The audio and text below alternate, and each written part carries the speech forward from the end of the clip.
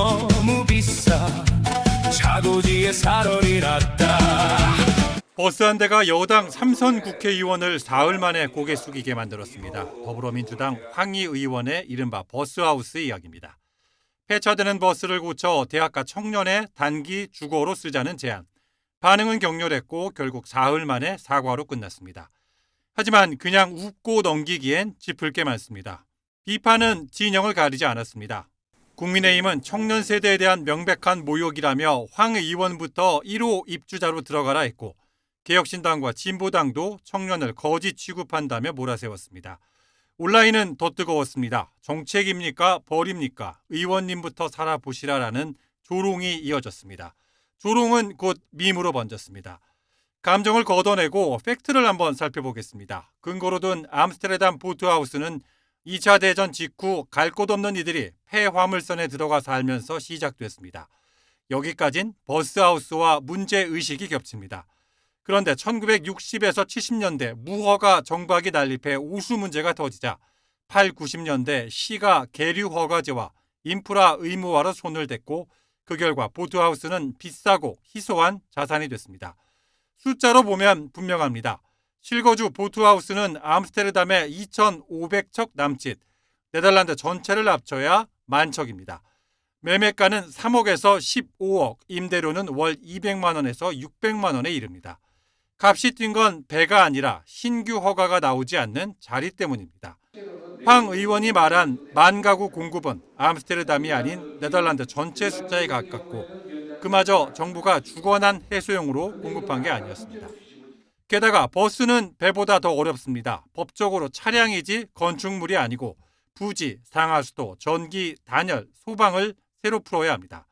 암스테르담이 30년에 걸쳐 정리한 문제를 우리는 첫 페이지도 열지 않은 셈입니다. 근거도 계산도 성립하지 않는 구상이었습니다.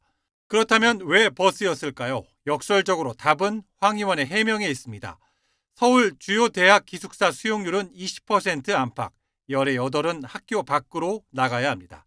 대학가 원룸 평균 월세는 62만 원, 관리비까지 더하면 매달 70만 원이 넘습니다. 통계 집계 이후 최고치입니다. 기숙사는 부족하고 월세는 오르고 공공 공급은 시차가 있다. 이 3중의 공백이 버스라도 고쳐 쓰자는 발상이 자란 토양입니다. 뒤집어 읽으면 정부 공급이 청년 현실을 못 따라간다는 걸 여당 스스로 인정한 셈입니다. 하지만 이 공백 앞에서 여야 모두 사과와 조롱만 있을 뿐 대안은 없었습니다. 이런 설화는 처음이 아닙니다.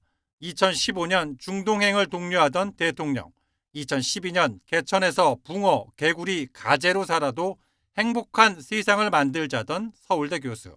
취지도 시대도 다르지만 청년을 정책의 파트너가 아니라 계도의 대상으로 두는 순간 선의는 어김없이 모욕으로 번역됩니다. 그런데 마침 정부가 청년 주택 공백에 답을 내놨습니다. 13일 발표된 부동산 시장 안정을 위한 금융종합대책에는 청년 핀셋 지원책으로 청년 미래 보금자리론이 담겼습니다. 빌라, 오피스텔 같은 비아파트 월세가 평균 80만 원 수준인 점을 감안해 2억 원을 연 3% 금리 30년 만기로 갚는 조건으로 비아파트를 살 수 있게 돕겠다고 밝혔습니다. 매달 갚아야 하는 원리금은 지금의 현실과 비슷한 85만 원 수준입니다. 하지만 지원 대상이 비아파트로 못 박히자 결국 아파트는 포기하고 빌라, 오피스텔에나 살라는 것 아니냐는 반발이 쏟아졌습니다. 정신 나갔다, 빚 좋은 개살구라는 조롱이 이어졌고 서울 한복판 아파트는 두고 청년만 달동네 빌라로 내몬다는 홍토도 나왔습니다. 특히 빌라가 전세 사기의 진앙이었던 만큼 그 위험한 비아파트를 이번엔 사서 들어가라는 거냐는 비판이 날카로웠습니다. 선의로 내놓은 정책이 또 한 번 눈높이를 낮추라는 말로 읽힌 겁니다. 버스에서 시작한 이야기가 며칠 만에 비아파트로 옮겨왔습니다. 대상만 바뀌었을 뿐 청년이 받아든 메시지는 크게 다르지 않았습니다. 문제는 버스가 아니라 이 정도면 충분하지 않냐는 시선이었습니다. 기숙사 수용률 20%, 월세 70만 원, 공급의 시차, 그리고 시혜적 시선까지.